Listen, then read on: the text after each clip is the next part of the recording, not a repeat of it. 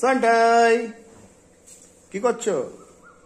এই যে আমার কষা মাংস দিয়ে ভাত মাখছি। এটা আমার জন্য? তোমার জন্য। কি এত ভালোবাসো?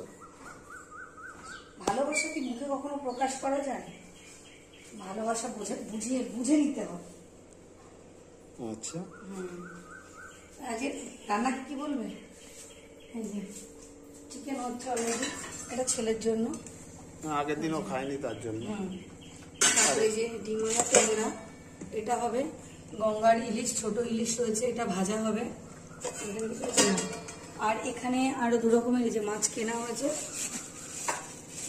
এই যে এই এক ধরনের মাছ রয়েছে, বেশি রয়েছে, আমি এখন ধোয়ার সময় করে উঠতে পারিনি। যে বড় লাইলন টিকা, এই দু ধরনের মাছ রয়েছে।